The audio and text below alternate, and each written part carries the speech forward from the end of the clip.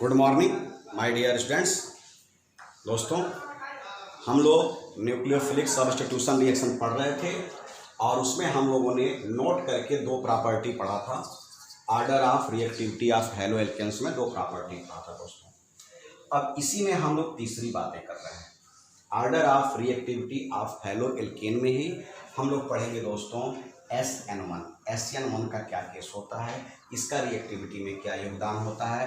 नाम है इसका वन, मतलब दोस्तों यूनिमॉलिक्यूलर न्यूक्लियोफिलिक सब्स्टिट्यूशन। वन मतलब यूनिमॉलिक्यूलर, एन मतलब हो गया न्यूक्लियोफिलिक और एस मतलब हो गया सब्स्टिट्यूशन रिएक्शन। दोस्तों, इनकी बात हम करते हैं पहले। SN1 का केस दोस्तों यह नाम में वन है तो इसका मॉलिक्यूल मॉलिक्यूल इसका वन होगा और यह दोस्तों टू स्टेप मैकेनिज्म शो करता है। अब ये पूछोगे आप टू स्टेप मैकेनिज्म क्या होता है दोस्तों, इसको मैं बताने जा रहा हूँ। देखो दोस्तों क्या है इसमें, अगर आपने एक इक्वेशन लिया है RX लिया है दोस्तों, तो RX लिया है और इसके ऊपर एक न्यूक्लियोफिलिक का अटैक करा रहे हो जिसको आपने OH कहा, OH ले लिया और ये कंपाउंड आपका बना दोस्तों, ROH बन गया और X आपका बाहर चला गया। चलो ये तो हो गया दोस्तों। अब यह टू स्टेप में कैसे होता है यह समझने की जरूरत है। स्टेप फर्स्ट क्या कहता है दोस्तों, ये रिएक्शन, इसी रिएक्शन को टू स्टेप में हमें दिखाना है आपको समझाने के लिए। दोस्तों ये है RX, पहले स्टेप में यह टूटता है। जब यह टूटेगा तो यह निगेटिव होगा और R क्या हो जाएगा, पॉजिटिव। मैं यहाँ आपके लिए R थोड़ा बदलना चाहता हूँ, मैं R को यह लेना चाहता हूँ दोस्तों, CH3 सेकेंडरी लेना चाहता हूँ। सेकेंडरी यही मैं लूँगा R और X की जगह पे यहाँ पे X है या X है, तो यह हो गया। मैं R की जगह पे सेकेंडरी लूँगा तो आपको मैं अच्छे से समझा देता हूँ दोस्तों। यहाँ पे इसको अब आप तोड़ रहे हैं तो तोड़ रहे हैं।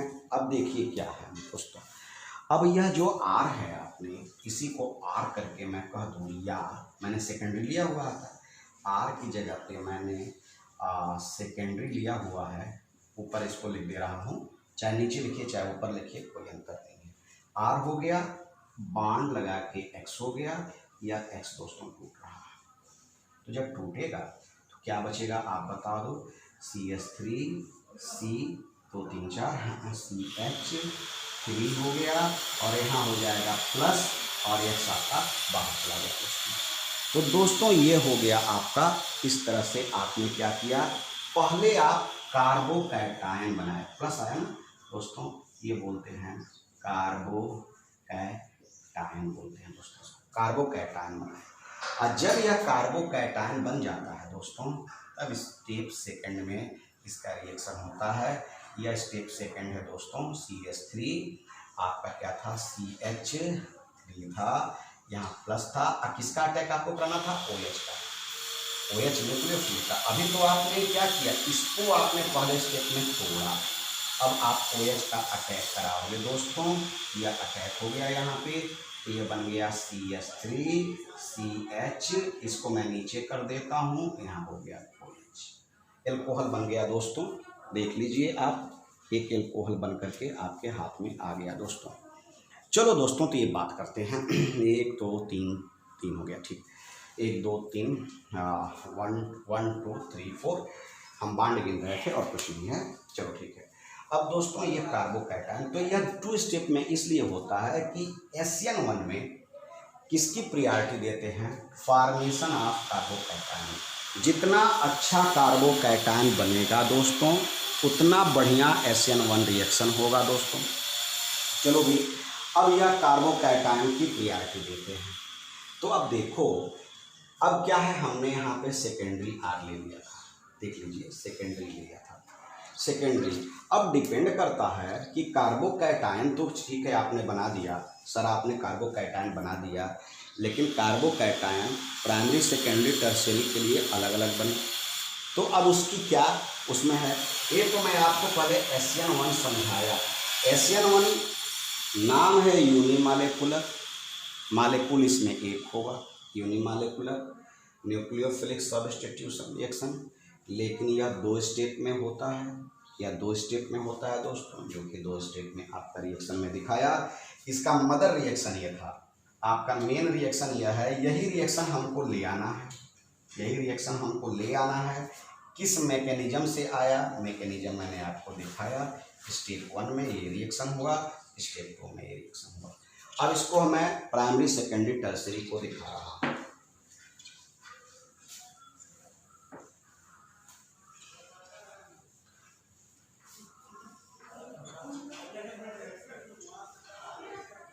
चलो दोस्तों बात करते हैं। दोस्तों अगर R आपने ऐसे लिया, R आपने ऐसे लिया, CH3 CH2X लिया, एक R है आपका, और एक R आपका यह है CH3 CH3X हो गया, और एक R आपने ये ले लिया CH3 CH3X हो गया। दोस्तों यह प्राइमरी है, यह सेकेंडरी है, और यह टर्शियरी है। दोस्तों इंडक्टिव इफेक्ट इसमें ज़्यादा है, इसमें ज़्यादा है, फिर इसमें है, फिर इसमें है। देखिए यहाँ पे प्लस आई इफेक्ट ज़्यादा है, उससे कम आई इफेक्ट यहाँ है, और सबसे कम आई इफेक्ट यहाँ है, क्योंकि एक साइड से गिरा गया है। जिसमें ज़्यादा इंडक्टिव इफेक्ट होगा वह ज़्यादा बेहतरीन कार्बोकैटायन बनाएगा। मतलब दोस्तों इसमें इंडक्टिव इफेक्ट ज़्यादा है, ज़्यादा इलेक्ट्रॉन डोनेट करेगा इसको। अब क्या है कि कार्बोकैटायन ये ज़्यादा बनाने की कोशिश करेगा, इलेक्ट्रॉन डोनेटिंग ग्रुप ज़्यादा जुड़ा हुआ है, तो यह कार्बोकैटायन ज़्यादा बनाने की कोशिश करेगा ड्यू टू इंडक्टिव इफेक्ट, उससे कम या उससे कम या। तो जब कार्बोकैटायन ज़्यादा बनाएगा, और SN1 बेसिकली किसके लिए पहला, इसके इक्वेशन का मेन पार्ट क्या, कंसेप्ट इसका क्या है, कंसेप्ट इसका दोस्तों यह है फॉर्मेशन ऑफ कार्बोकैटायन। अगर कार्बोकैटायन बढ़िया बना, कार्बोकैटायन स्ट्रांग बना, उसकी कैपेबिलिटी ज़्यादा है, तो वह बेहतरीन SN1 रिएक्शन शो करेगा, मतलब उसकी रिएक्टिविटी ज़्यादा होगी, जिसकी कार्बोकैटायन ज़्यादा। अब क्या है, due to inductive effect tertiary में कार्बोकैटायन ज़्यादा स्ट्रांग बनेगा, इसमें कम, इसमें कम। तो इसमें ज़्यादा बनेगा, इसलिए इसकी, अब इसका कार्बोकैटायन इसका होगा क्या, क्यों मैं टर्शियरी का दिखा रहा हूँ, टूट गया, ए हो गया इसका कार्बोकैटायन, एक्स बाहर चला गया। अब यह कार्बोकैटायन हाईली रिएक्टिव हो गया दोस्तों, अब इसकी रिएक्शन करने की प्रवृत्ति ज़्यादा हो गई, ज़्यादा बढ़ गया। इसलिए हमेशा याद रखिएगा SN1 जब भी पढ़ते हैं तो टर्शियरी ज़्यादा रिएक्टिव होता है, सेकेंडरी ज़्यादा रिएक्टिव होता है। चाहे आप इसको एल्काइल हैलो एल्केन या एल्काइल हैलाइड के केस में पढ़ें, चाहे आप इसको एल्कोहल के केस में पढ़ें, चाहे किसी भी केस में पढ़ेंगे, SN1 के लिए टर्शियरी ज़्यादा, फिर सेकेंडरी, फिर प्राइमरी की बात होती है। अब अगला चौथा पॉइंट SN2 बता दें।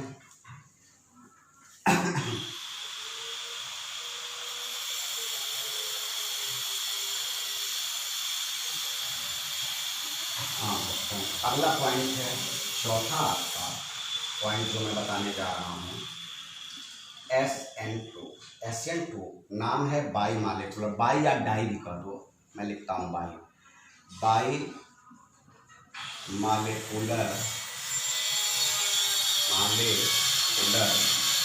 Molecular nucleophilic substitution reaction, nucleophilic substitution reaction दोस्तों, ये हो गया, नाम इसका हो गया।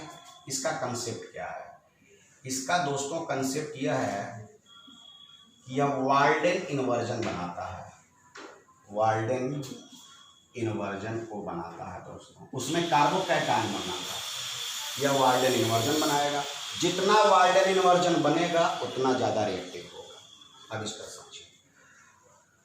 तीसरा क्या है, एक और बता दो इसका, वन स्टेप मैकेनिज्म है दोस्तों, ये वन स्टेप मैकेनिज्म है दोस्तों। अब कैसे है, चलो भाई, एक रिएक्शन ले लिया आपने CH3, X की जगह Cl ले लिया, OH का अटैक कराना है आपको, तो इसको मैं CH3 की जगह थोड़ा एक बड़ा ले लूँ, CH3 CH2 ले लिया। अब इसको रिएक्शन कराना है तो हो गया CH3 CH2 OH हो गया, और X की जगह जो आपने लिया था Cl माइनस बाहर चला। अब इसी रिएक्शन को आप वन स्टेप मैकेनिज्म में समझेंगे। स्टेप वन का जो मैकेनिज्म है दोस्तों, वह क्या मैकेनिज्म है, इसको देखा जाए। मैं लिख रहा हूं CH3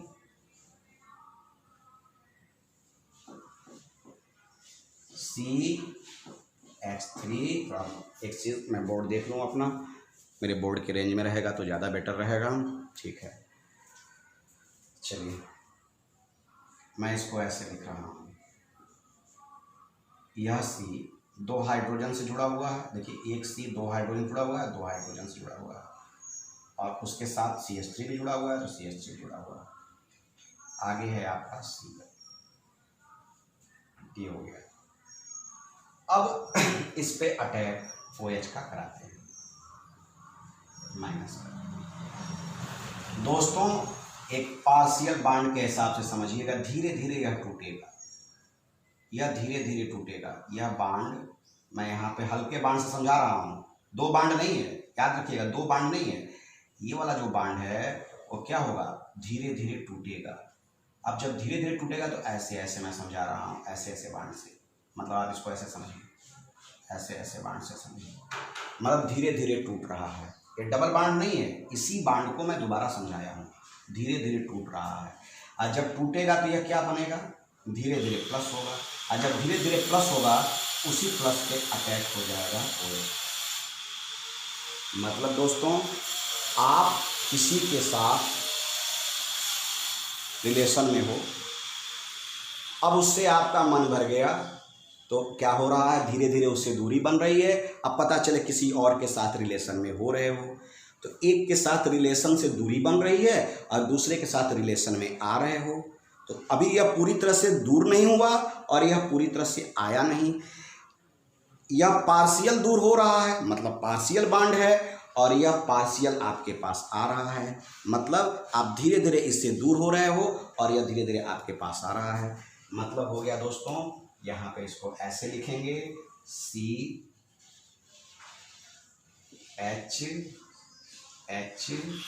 नीचे वाला CH3, यह पार्शियल Cl और यह पार्शियल क्या हो गया, OH।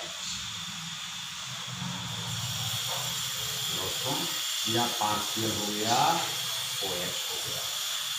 देख लो दोस्तों, अब हुआ आपका, ये बन गया आपका। अब देखिए यह हाइड्रोजन, यह हाइड्रोजन था ही, दो हाइड्रोजन था, नीचे CH3 था, यह धीरे धीरे जाएगा, OH धीरे धीरे आएगा। तो यह Cl धीरे धीरे गया दोस्तों और OH धीरे धीरे आया। इसको आप बोलते हैं वाल्डेन इन्वर्जन। चूंकि मेरे पास उधर जगह नहीं है लिखने की, इसलिए उसको मैं डायरेक्टली कर दे रहा हूँ। चलो दोस्तों, एक चीज़ और आपको मैं यहाँ क्लियर कर दूँ। अब मैं इसे मिटा सकता हूँ, ये तो मैं लिख ही चुका हूँ, तो मिटा दूँ, फिर ऊपर ही लिख दूँगा।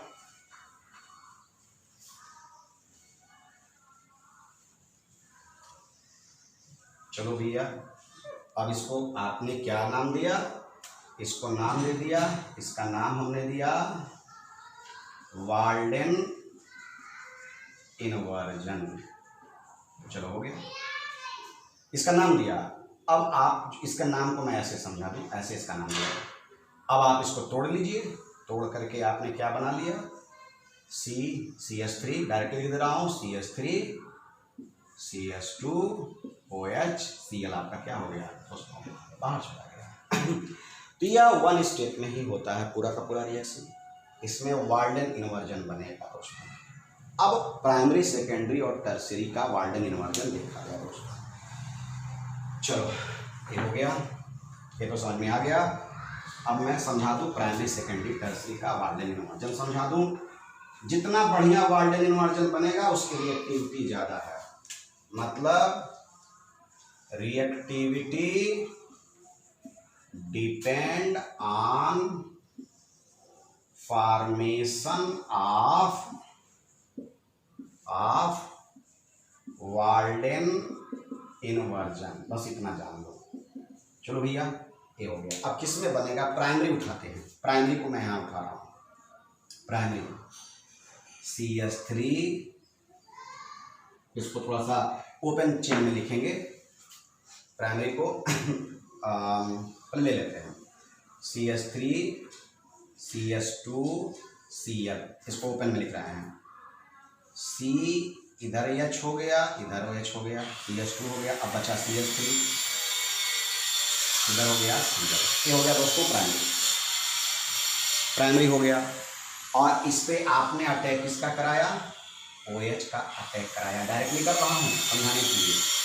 तो अब ये हो गया ऐसे ऐसे, ये जो बांड है ना, पहले बांड दिखा दूँ। यही बांड ऐसे ऐसे मैं दिखा रहा हूँ, इसी बांड को दिखा रहा हूँ, कोई दूसरा बांड मत समझना। हल्का हल्का जा रहा है, OH आ रहा है। चलो ठीक है, हो गया। अब सेकेंडरी उठाते हैं। सेकेंडरी CH3 CH3, यहाँ क्या हो गया? HCl। दोस्तों ये सेकेंडरी है। अब सेकेंडरी को लिखा जाए 1 2 3 4, ठीक है। यह एक साइड में H, थोड़ा सा नीचे लिखूंगा हल्का सा, क्योंकि मुझे इसको OH के साथ भी दिखाना है ना आपको। एक साइड में H, एक साइड में CH3 और एक साइड में दोस्तों CH3।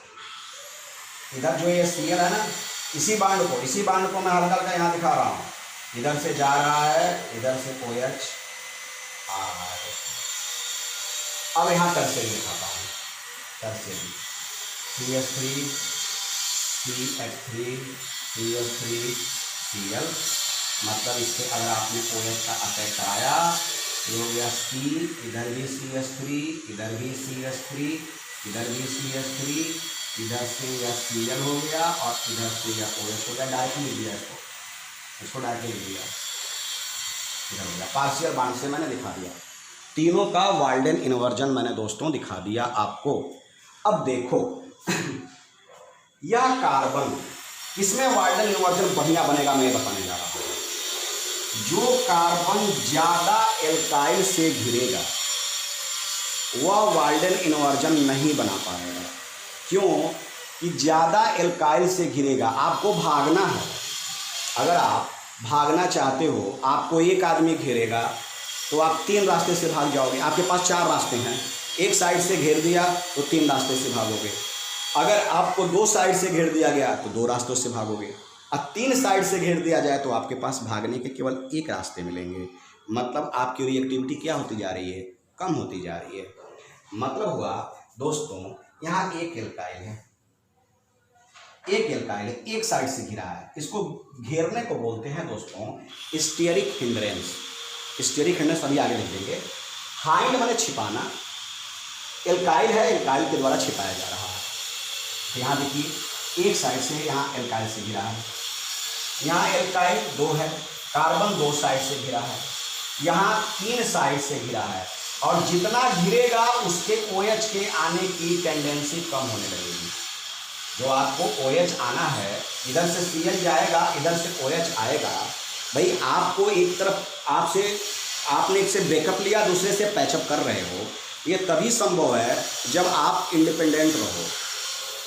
अगर आप इधर से ब्रेकअप कर रहे हो, इधर से पैचअप कर रहे हो और बाकी रास्ते आपके क्लोज हैं, यह मुश्किल है, यह पैचअप नहीं हो पाएगा। कहने का मतलब दोस्तों क्या है? ज़्यादा एल्काइल घिरा है, यहाँ OH प्रॉपर आ नहीं पाएगा और Cl जा नहीं पाएगा, क्योंकि इस कार्बन के ऊपर इन लोगों का दबाव रहेगा। अब देखो यहाँ 2 एल्काइल है तो यहाँ OH आने की संभावना बढ़ती है, मतलब वाल्डेन इन्वर्जन बनता है। और यहाँ एक ही साइड से घिरा है, इसके ऊपर कोई गार्जियन नहीं है, यह स्वतंत्र है, गार्जियन नहीं है, केवल एक गार्जियन है। इसलिए यहाँ पे OH और Cl दोनों होता रहेगा और वाल्डेन इन्वर्जन प्राइमरी में ज़्यादा बनेगा। अब क्या है, यह 3 साइड से घिरा है, यहाँ स्टेरिक हिंड्रेंस ज्यादा, छिपाना, यहाँ स्टेरिक हिंड्रेंस ज्यादा है, यहाँ स्टेरिक हिंड्रेंस कम है, और यहाँ स्टेरिक हिंड्रेंस बहुत ही कम है। इसका मतलब दोस्तों, जिसमें स्टेरिक हिंड्रेंस ज़्यादा होगा उसमें वाल्डन इन्वर्जन प्रॉपर नहीं बनेगा, मतलब रिएक्टिविटी उसकी नहीं होगी।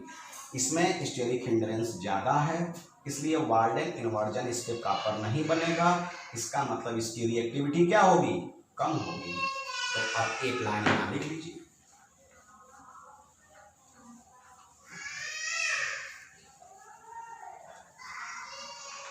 अब एक लाइन क्या लिखना है वो भी बता दूं आपको। एक लाइन लिखना है कि primary greater than secondary greater than tertiary. ऐसा क्यों होता है, क्योंकि इनमें क्या बनता है, वाल्डन इन्वर्जन के कारण होता है दोस्तों, ये होता है। और इसमें ज़्यादा स्टेरिक हिंड्रेंस होगा, स्टेरिक हाइंड्रेंस छिपाने की प्रवृत्ति दोस्तों टर्शियरी में ज़्यादा होगी, उससे कम सेकेंडरी में होगी, उससे कम प्राइमरी में होगी दोस्तों। तो दोस्तों ये था SN1 एंड SN2 के बारे में। अब हम लोग कुछ एप्लीकेशन अगले वीडियो में पढ़ेंगे सब्स्टिट्यूशन के। Thank you, best of luck.